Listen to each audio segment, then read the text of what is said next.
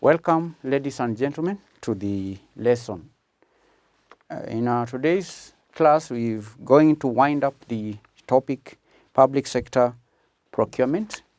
In our previous sessions, we've covered introduction to procurement, storekeeping, and legal and institutional framework in public sector procurement. We've done the general principles in procurement. We described the procurement cycle in public institutions. We looked at the accountable documents applied in public procurement. We highlighted the roles and relationship between stores personnel, procurement, and supply chain officer in public entity. We studied the establishment of Public Procurement Regulatory Authority, the PPRA, as public procurement regulator. Today we're going to look at the public procurement partnership models. That is the end. That will be the end of this topic, public sector procurement. The last lesson is public-private partnership models. By the end of this lesson, you should be able to explain the public-private procurement, public-private models, public-private partnership models. By now, I know you know what a public-private partnership is. It is defined as a long-term contract between a private party and a government entity for providing a public asset or service in which the private party bears significant risk and management responsibility, and remuneration is linked to performance. Do you understand? It's a contract. The PPP is a contract between a public entity and a private party. It's a contract for doing what? For providing a public asset or service in which the private party bears significant risk and management responsibility. Then remuneration, in other words, this private party is paid according to performance. And candidates, the PPPs combine the deployment of private sector capital and sometimes public sector capital to improve public services or the management of public sector assets. And by focusing on public outputs, they offer a more sophisticated and cost-effective approach to the management of risk by public sector than is generally achieved by the traditional input-based public sector procurement. So PPP is an arrangement where the private sector is incorporated into delivery of public services. And there are a wide range or spectrum of models. That's our today's focus. All right? There are models which vary mainly on the basis of ownership of capital assets. They also vary on the basis of responsibility for investment. The variation of these models is as well on the basis of assumption of risks. They also vary based on the duration of contract and so on. And they are broadly classified into 5 categories. The first one being, the first category of PPP model is the supply and management contracts. Supply and management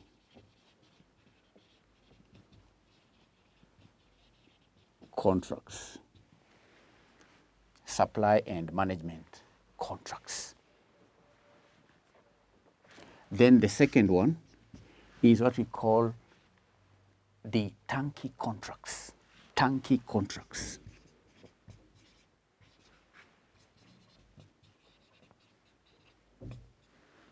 Turnkey contracts. Turnkey contracts. Turnkey contracts. The third model is known as the affirmage. Affirmage stroke lease. Affirmage and lease. Concessions, number 4. Concessions.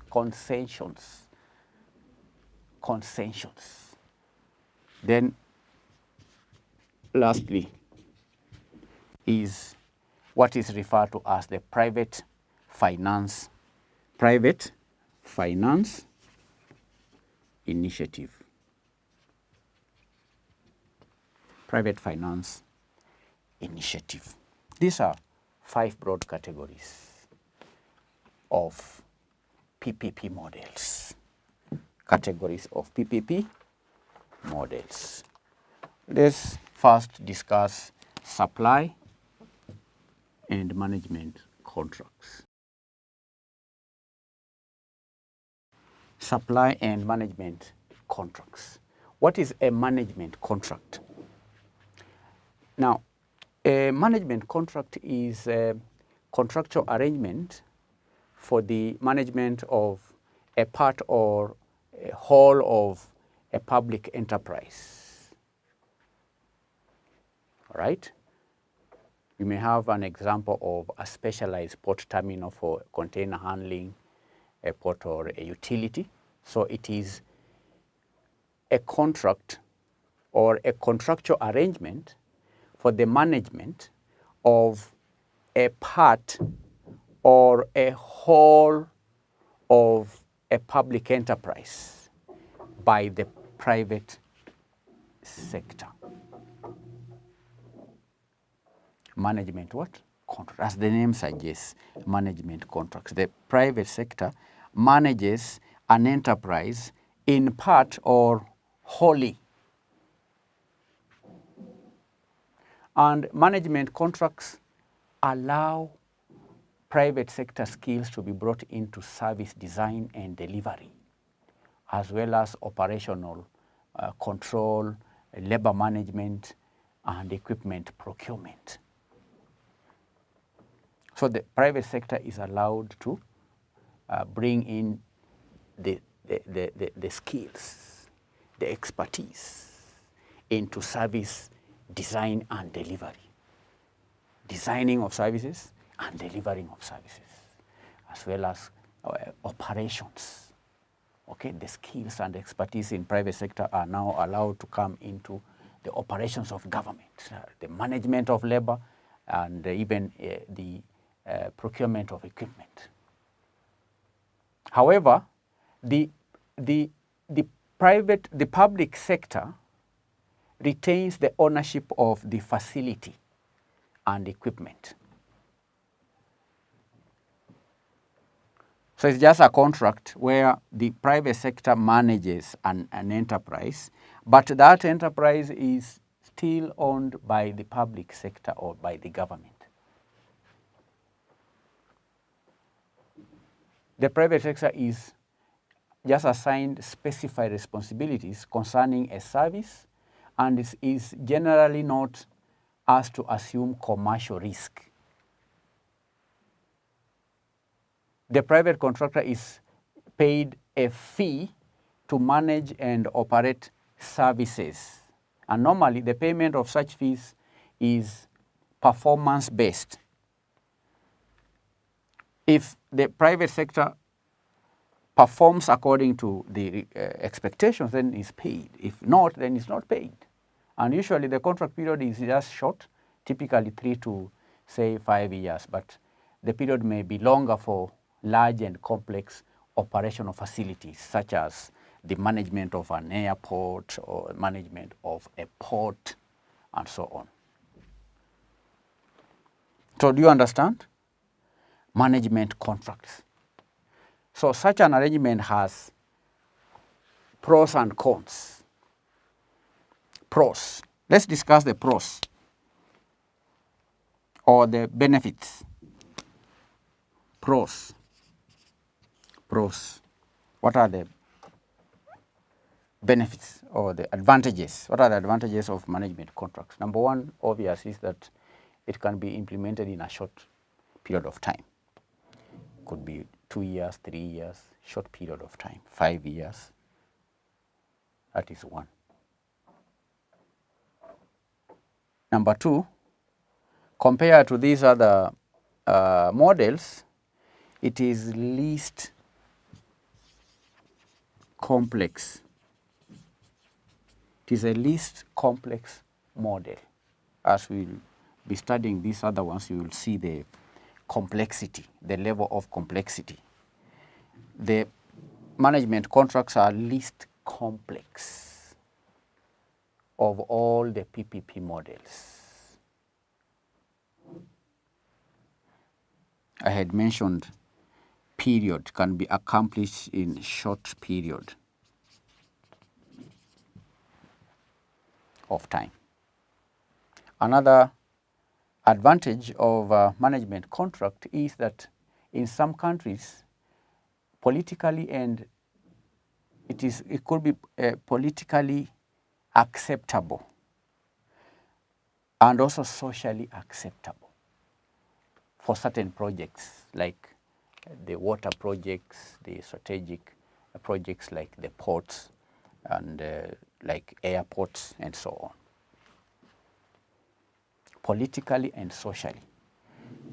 Like here in Kenya, if you are to say you want to privatize the port, that may not be politically acceptable. It may not be socially acceptable because it's more of people view it as a government entity, government owned. So in a management contract, we saw that the private party only manages a part or the whole of it, but the government retains the ownership of the utility or the facility. The public sector retains the ownership of the facility. So given that the government retains the ownership of the facility, then it may be socially and politically acceptable. The politicians and the people, politicians and the society can easily accept a management contract as compared to these other type of models. Now, what are the cons? These are the advantages. How about the disadvantages? Now, one obvious disadvantage is that efficiency gains may be limited because there is little incentive for the private party.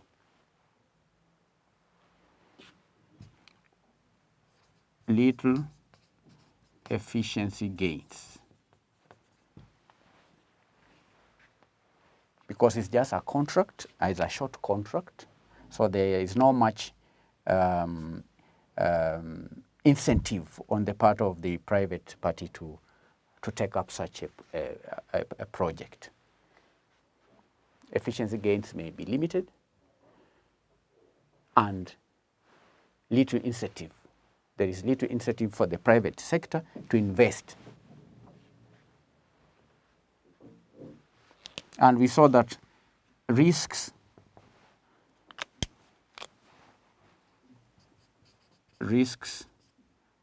borne by the public sector. We are looking at the pros and cons from the aspect of the public sector.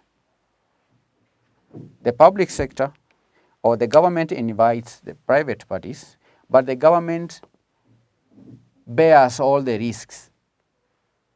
So that is a disadvantage.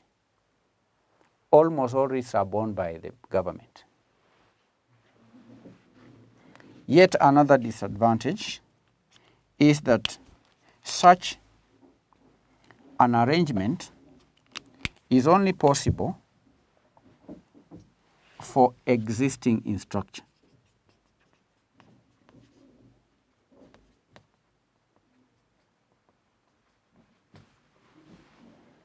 Because it's a contract between the public sector and the private sector for the private sector to manage part or whole of a public enterprise which is already existing. So this arrangement cannot work where a new infrastructure is required or facility. So that's a limitation. So that's all we can say about supply and management contracts. We've described what the contract is all about. We've outlined the 3 advantages and 3 disadvantages. B, turnkey contracts. Turnkey contracts. Turnkey contracts candidates is a traditional public sector procurement model for infrastructure facilities. And generally, a private contractor is selected through a bidding process.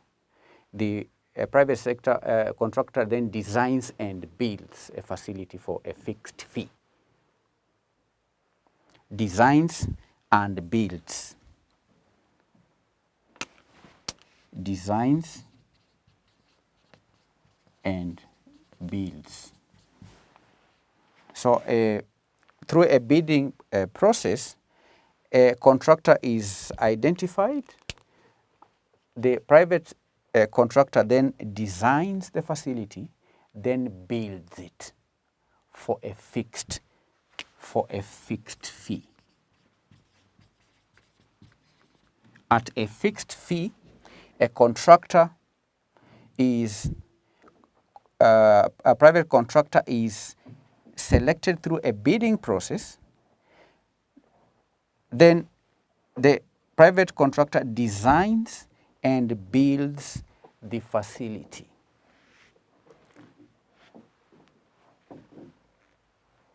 Do you understand? The private contractor, I repeat, designs and builds a facility for a fixed fee. For example, it could be, it can also be a fixed fee or rate or a total cost, which is one of the key criteria in selecting the winning bid. So there could be many bidders, then one is selected based on the total cost that the private contractor will promises to charge, which is one of the criteria in winning a bid. And therefore, the private contractor assumes risks involved in the design and the construction phases of the facility or the project. And the scale of investment by the private sector is generally low and for a short term. The scale of what? Of investment. And typically, in this type of arrangement, there is no strong incentive for early completion of the project. So this type of private sector participation is what is known as design and build. So what are the pros?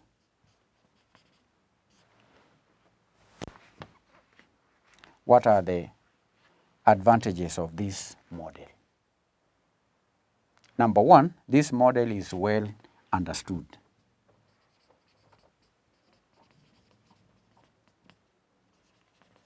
because it's a model that has been used for many years.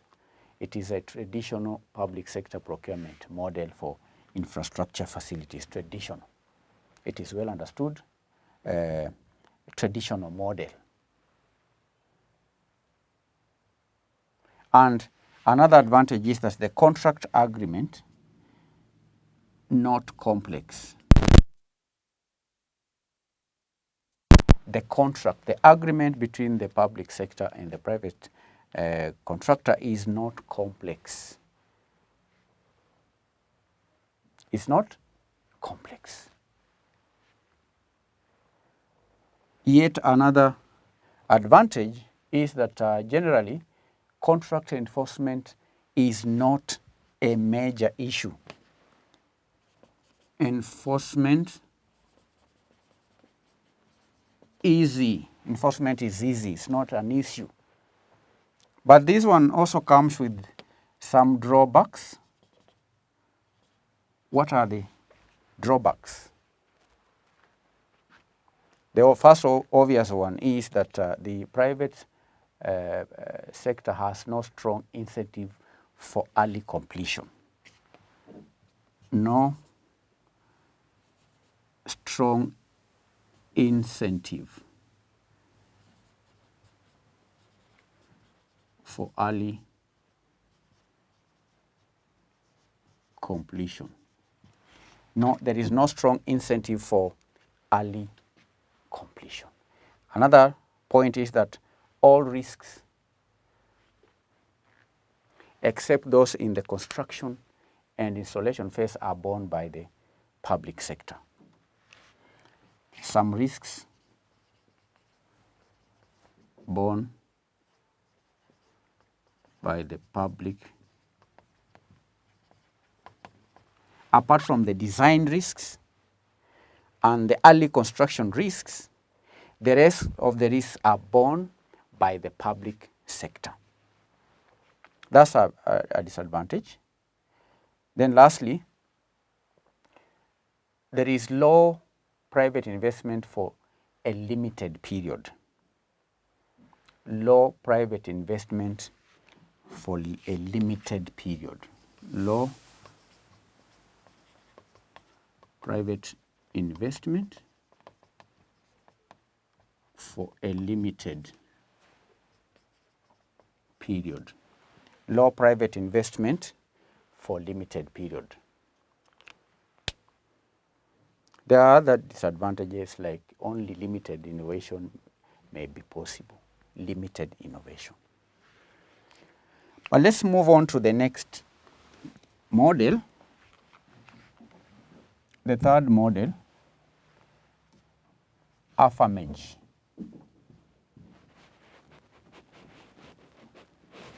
Stock lease model. APFM stock lease model.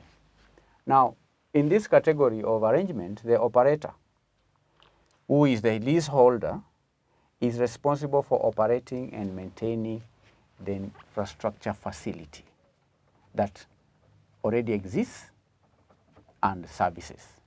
But generally, the operator is not required to make any large investment. However, often this model is applied in combination with other models, such as build, rehabilitate, operate, transfer. And in such a case, the contract period is generally much longer than the private sector is required, is generally longer. All right? The contract period is generally much longer, and the private sector is required to make significant investment. It's longer. It's not like the management contract, which we saw is shorter. And the difference between them is the technical. Under a lease candidates, the operator retains revenue collected from customers of the facility and makes a specified lease fee payment to the contracting authority or to the public sector. So after managing the facility, the people who pay for the facility, the revenues that are received from the payment from the customers, those revenues are retained by the private sector. But the private sector is required to make specified lease fee payment to the public sector. That is lease. But under an affirmage, the operator and the contracting authority share revenue from customers. Do you understand? So that's the difference. Under lease, the private sector retains all the revenues, but pays a fixed lease fee to the government or to the contracting entity. Under affirmage, the revenues received from customers are shared between the private sector and the public sector. And in the affirmage lease types of arrangements, the operator takes lease of both infrastructure and equipment from the government for an agreed period of time. The operator does what? Takes lease of both infrastructure and equipment. Both infrastructure and equipment from the government for an agreed period of time. And generally, the government undertakes the responsibility for investment and thus bears investment risks. But operational risks are transferred to the operator or the private sector. However, as part of the lease, some assets also may be transferred on a permanent basis for a period which extends over the economic life of assets. But fixed facilities like land are leased out for a longer period than for mobile assets. And the land to be developed by the leaseholder is usually transferred for longer periods, like 15 years, 20 years, 30 years, and so on. So what are the pros?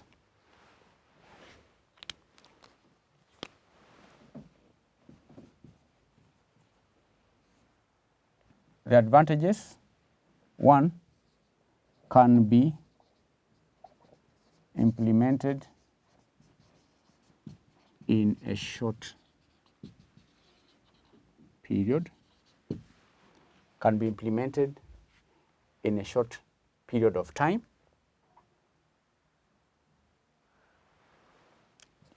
Number two, significant private investment possible.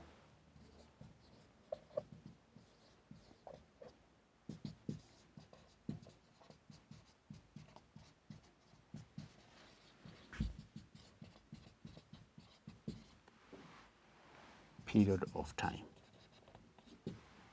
Significant private investment possible because these are longer periods.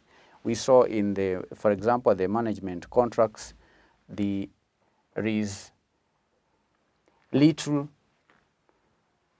investment required from the private because they come in to manage existing infrastructure.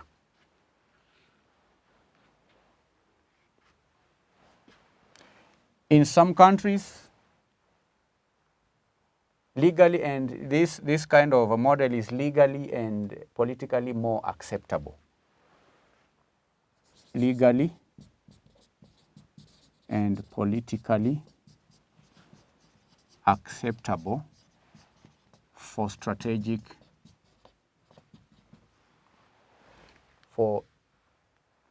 more strategic projects.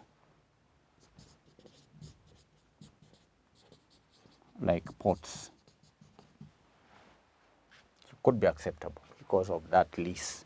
Ownership is not wholly transferred. Ownership is not transferred to the private sector. So it could be legally and politically acceptable. It could also be socially acceptable. Drawbacks: has little incentive, has little incentive. It has little incentive for the private sector to invest, particularly if the lease period is short. Risks borne by the public sector. Risks are borne by the public sector. Almost all risks are borne by the public sector.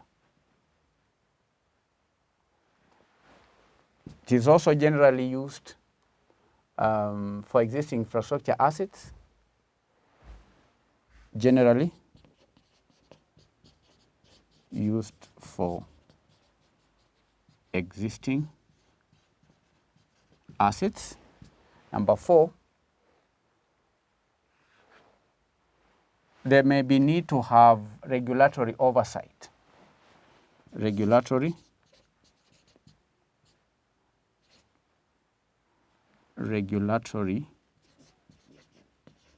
oversight required. There may be need for considerable regulatory oversight because of the legal implications of this kind of arrangement. So that's all as far as affirmage is concerned. And then we move on to part D, concessions. Concessions.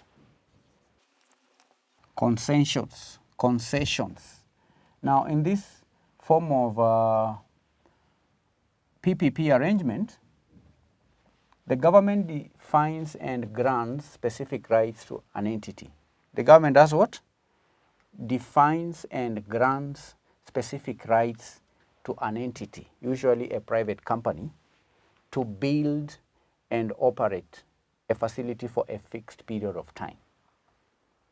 The government may retain the ultimate ownership of the facility and the right to supply the services. Now, in concessions, payments can take place both ways.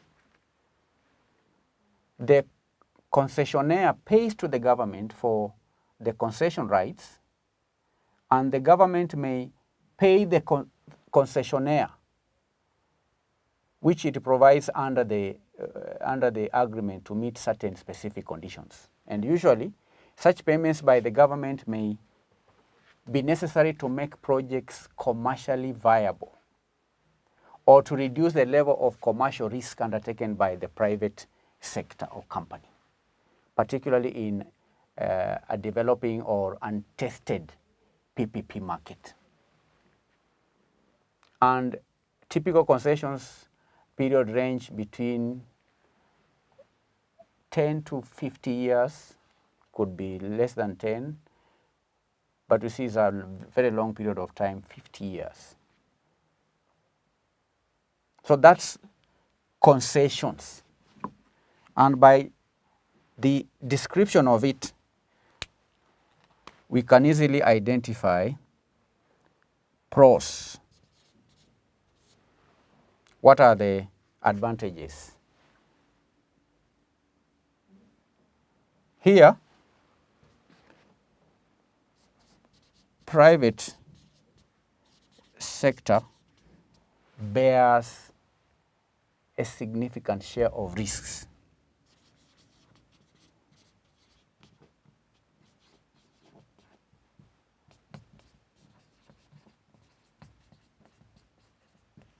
As compared to the other models, which is good to the public sector.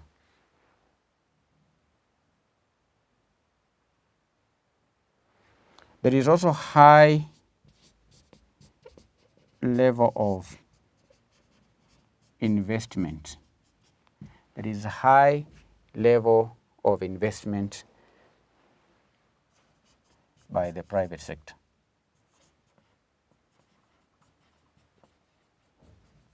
Because the private sector builds and operates the facility for a fixed period of time. So there is high level of investment by the private sector.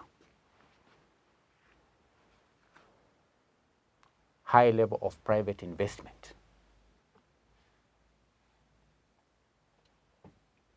Then number 3 is a potential for efficiency gains in all phases of the project. Potential for efficiency gains in all phases of the project. All phases. Okay? All phases. Not like the other models where we saw there is a potential for efficiency maybe at the beginning. Okay? At the beginning.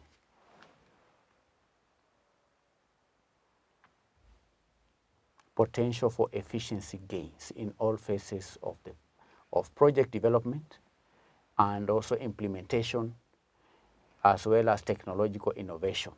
Technological innovation is also high.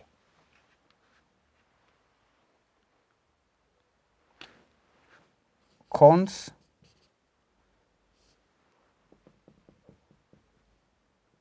Almost wrote scones, but it is cons. Cons. The drawbacks. Cons. These are highly complex projects to implement and administer.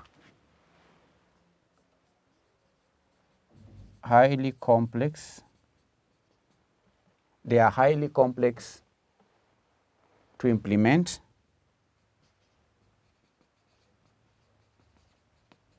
and administer or manage. They may run up to 50 years. Such projects are complex.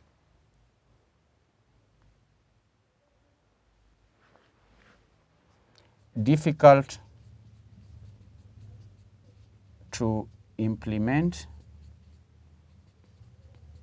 in untested PPP markets. In new PPP markets, such projects can be difficult to implement. Difficult to implement in an untested PPP market. May also have underlying, these projects may have underlying fiscal risks or costs to the government. The projects may take long time to negotiate. So another, the negotiation between the government and the private sector may take long. May take long time to negotiate. The negotiation between the government and the private sector may take too long when dealing with concessions.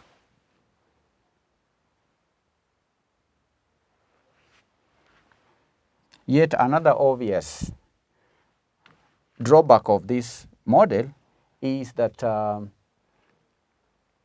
this model may require close regulatory oversight. Close regulatory oversight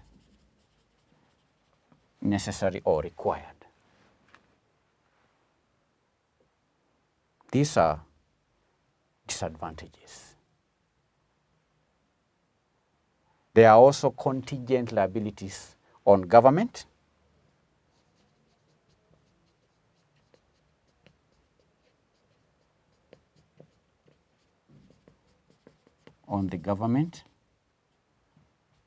in the medium term and long term.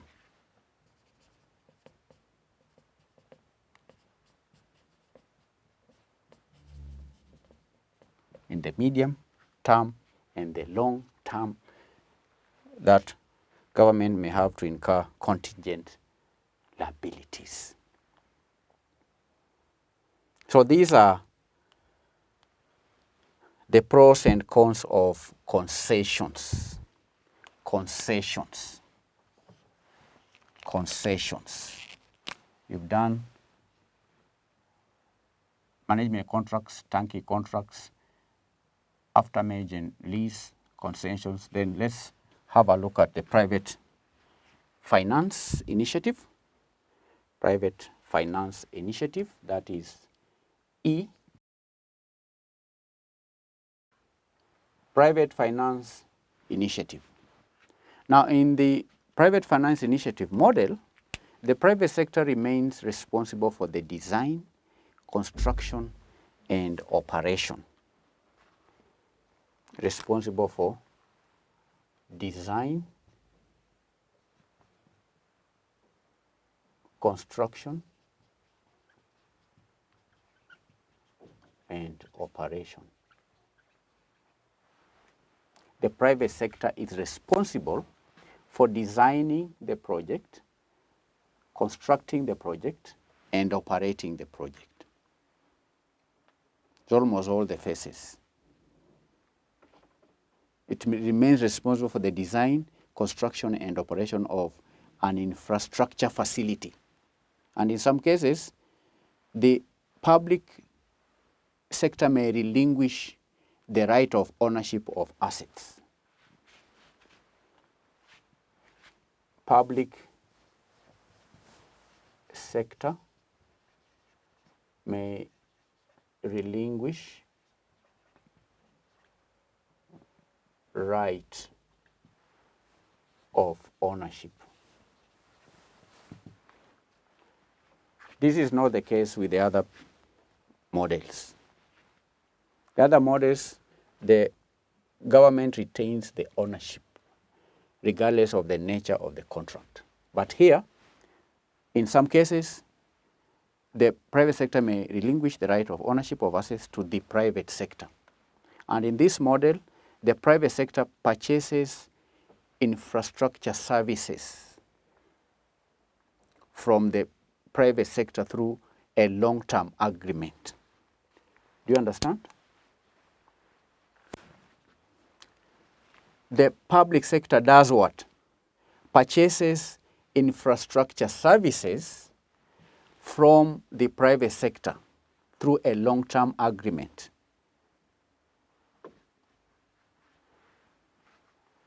Private finance initiative, sometimes referred to as the PFI. PFI projects. PFI. Now, the PFI projects, therefore, bear direct financial obligations to the government in any event. In addition, explicit and implicit contingent liabilities may also arise due to loan guarantees provided to the lenders and also the default of public or private entity on non-guaranteed loans. So a PFI project can be structured on minimum payment by the government over a fixed contract tenure or minimum contract tenure for a fixed annual payment, or a combination of both payment and tenure. So in the PFI model, asset ownership at the end of the contract period is generally transferred to the public sector.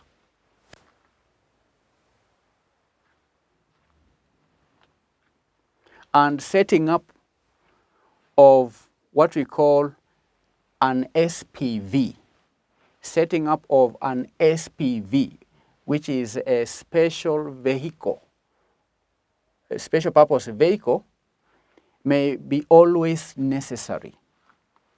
So a PFI contract may be awarded to an existing company. And for the purpose of financing, the lenders may, however, require the establishment of a special purpose vehicle. And this kind of model has many variants. And in a PFI project, as the same entity builds and operates the services and is paid for the successful supply of services at a predefined standard, the special purpose vehicle has no incentive to reduce the quality or the quantity of services. So, candidates, this form of contractual arrangement reduces the risks of cost overruns during the design and also the construction phases, or of choosing an efficient technology, since the operator's future earnings depend on controlling the costs. So the public sector's main advantage lie in the relief from bearing the cost of design and construction, and also the transfer of certain risks to the private sector and the promise of better project design, construction, and operation. So what are the main pros? What are the main advantages?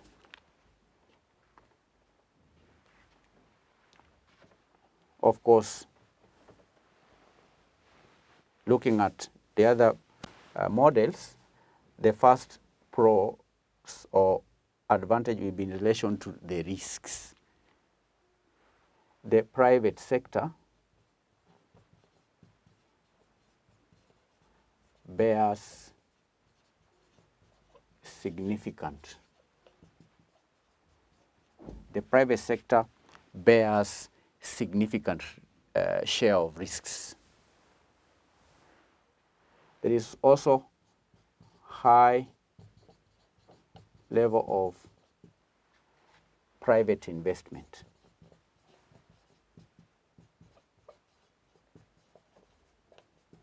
It's high level of private investment, because you've seen here that the private sector or company designs, constructs, and operates, so bears high level of investment.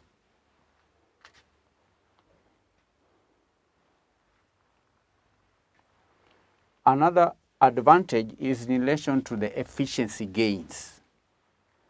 There is potential for efficiency gains. Potential for efficiency gains is very high.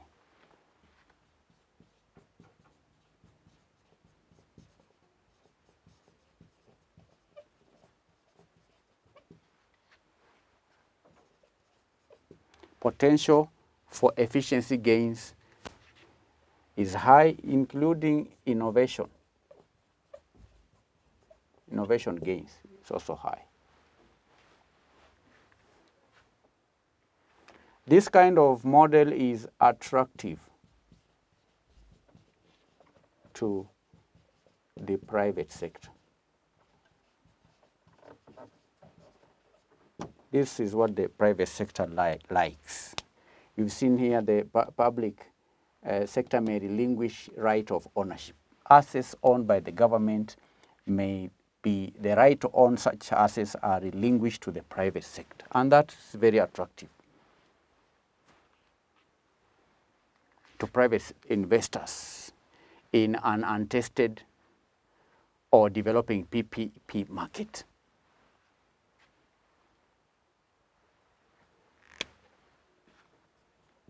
It's most suitable for social sector infrastructure projects.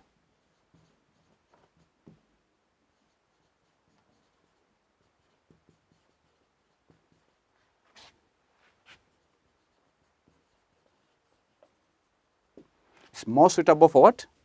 It's more suitable for social sector infrastructure projects like schools, like dormitories, we have hospitals, communities, and so on. Disadvantages?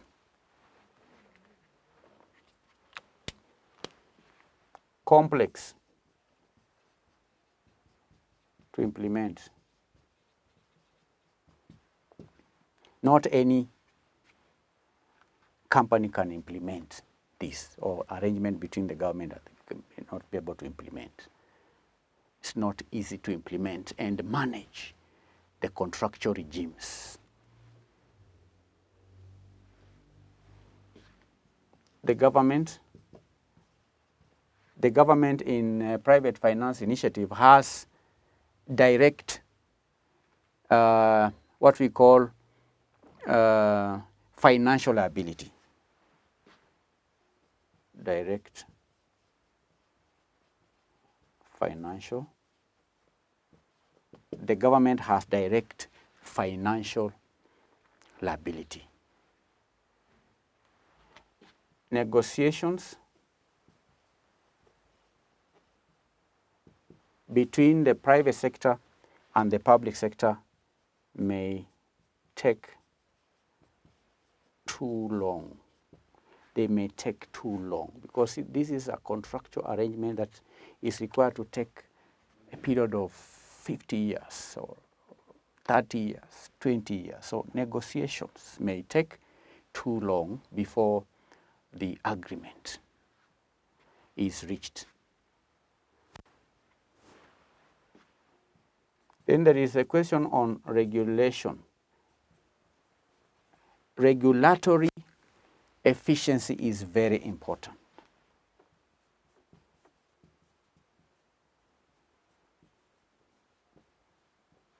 Is necessary and important. Regulatory efficiency. Contingent liabilities on the government. Contingent liabilities on the government. That is in the medium and in the long term.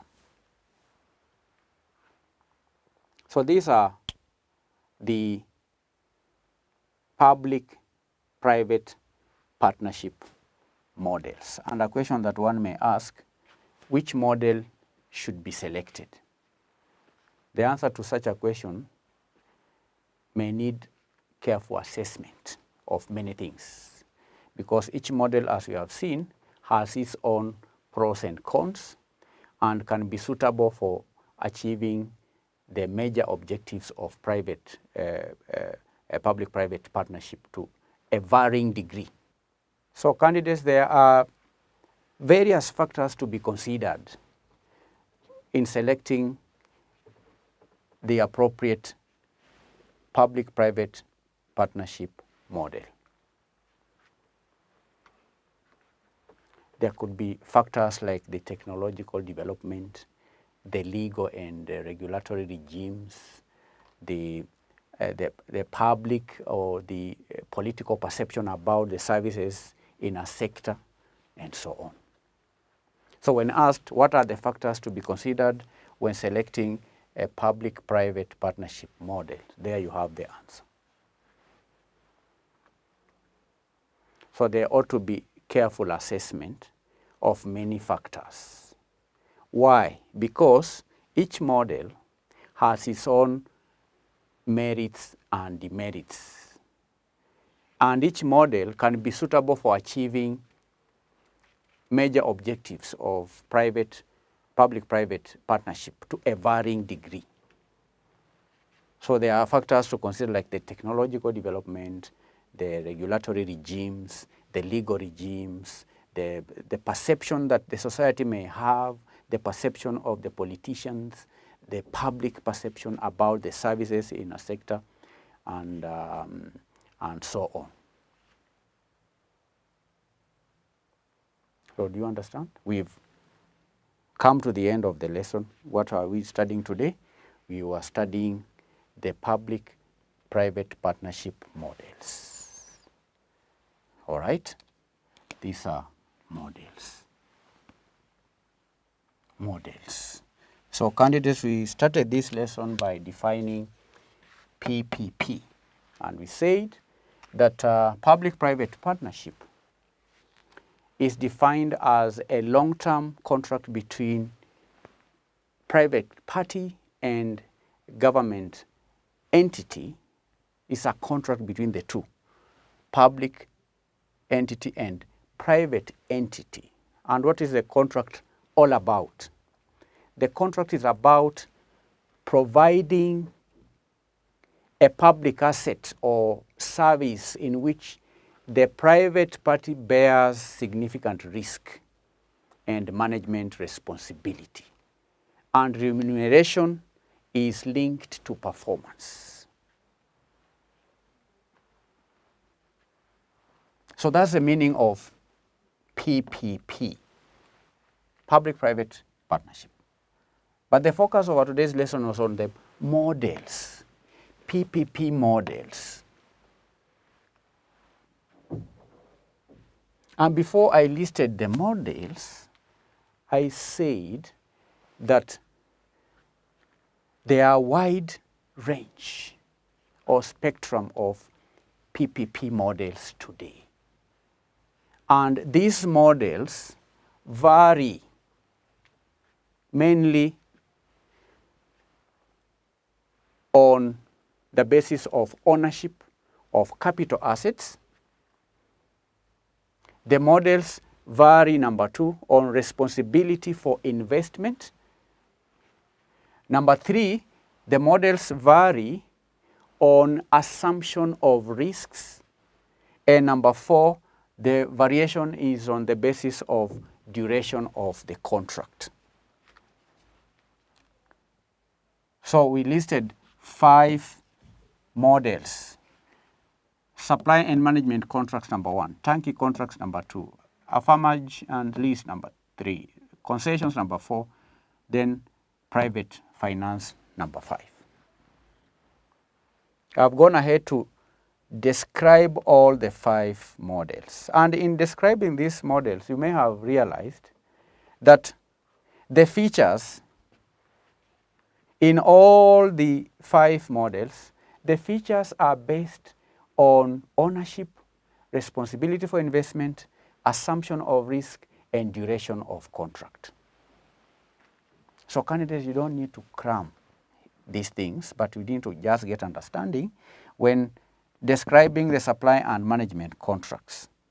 When you look at the pros and cons, they are just based on the 4.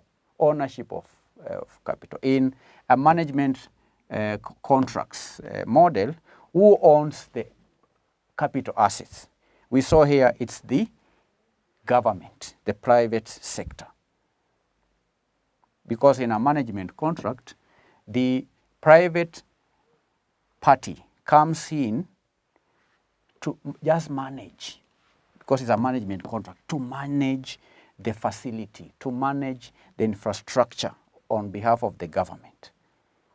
That's why we said here, one advantage is that it's least complex. The contract takes a short period of time. The contract also said is socially and politically acceptable, especially for strategic infrastructure facilities. For example, in managing, say, a port or an airport, the members of the public may not have a problem having a management contracts because the ownership of the capital assets are not transferred to the private party. All right? So all these models, they vary on the basis, I repeat, of number 1, ownership of capital assets. Number 2, responsibility of investment. Number 3, assumption of risk. Number 4, the duration of the contract. This one takes a very short period of time, the first one. The long term, this could be 2 years, could be 1 year or 3 years or 5 years and less. But the private finance initiative, the PFI, could take 50 years. So I deliberately organized the models in an order, the order of complexity of the projects, all right, or the models. This one is more complex than this one. APFM is more complex than the turnkey contracts. We said the turnkey contracts are the traditional form of arrangement. Turnkey, design and build for a fixed period of time. It's a traditional kind of model, arrangement between the public sector and the private sector. So the APFM stock lease is more complex than the turnkey. Concessions more complex than this one. Then we have the PFI more complex than. So I arrange them that order so that you can easily relate, because we say we learn through repetition and also through correlation. So you should be able to correlate. As we build, you should correlate. So we've studied the pros and cons. The pros for management contracts: least complex, takes short period of time, socially and politically acceptable. Disadvantage: lead to efficiency gains. Risks are borne by the public sector. Existing infrastructure. Okay? The private sector comes in to manage the existing infrastructure, so they will lead to investment. Okay? Turnkey projects, design and build for a fixed period of time. This one is well understood. It's a traditional model. It's well understood. It's not complex. It's easy to enforce. Enforcement is easy. Regulatory efficiency is not necessary. The disadvantages: no incentive for early completion. Okay? Some risks are borne by the public sector. So you can see here, all risks here are borne by the public sector. All. But in the second one, some risks are borne by the public sector. Then there is low private investment from all right, low private investment.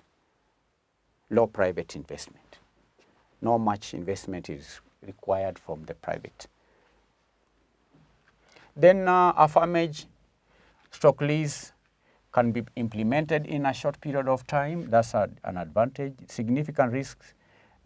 Significant private investment is possible. Significant. Here it is not, it's low, but here it's significant. See how we are building? Legally and politically acceptable for strategic projects.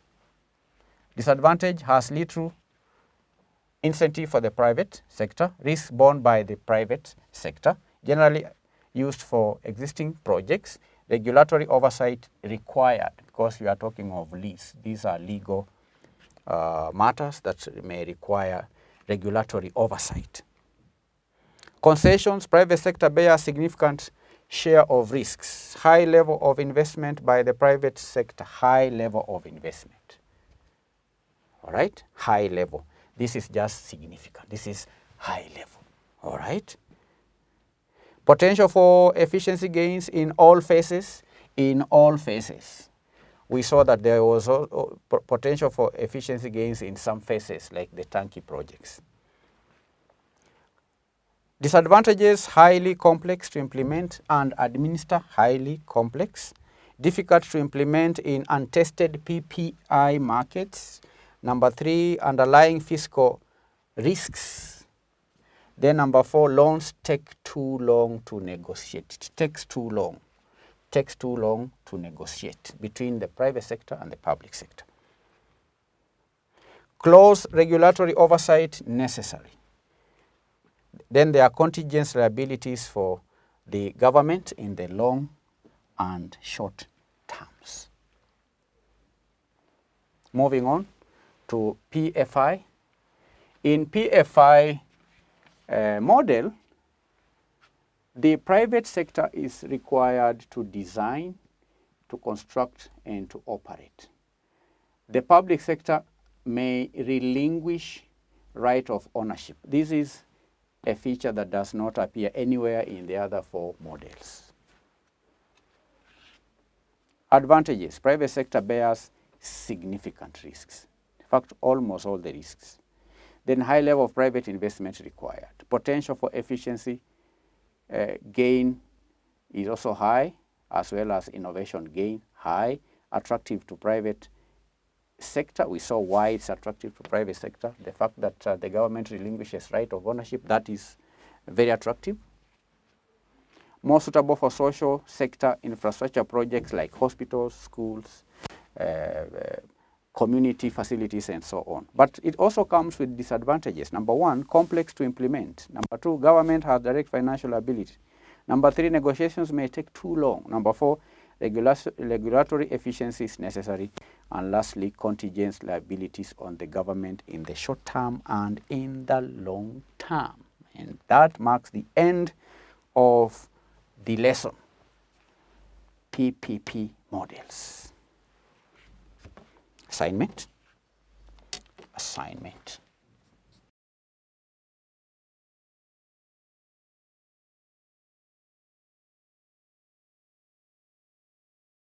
Assignment. Discuss 5 public-private partnership models. Discuss. Discussing, make sure you outline the features of each model, the advantages of each model, the disadvantages of each model. And when discussing, try and do so without referring to the notes or to the video. In case you find yourself not able to discuss the 5 public-private partnership models, you can refer to the notes, then close the book, do it again. If you get it right, then you are okay. But after 2 to 3 days, try and see if you can recall. And you realize that you may not recall everything, go back to the notes. Close your book. Try and discuss the 5 public-private partnership models without referring to the book. You may find you get it right. But after 1 week, when you try to discuss the 5 public-private partnership models, find you may not be able to do it. So that going back and forth, that's how we learn. All right? That's how we learn. The more you do it, the more the knowledge is embedded in your memory. You practice what we call recall. Practicing to recall what you have learned without referring to the notes. When you do it 2 to 3 times, then you find that you are able to master the subject. Thank you. God bless you. Bye.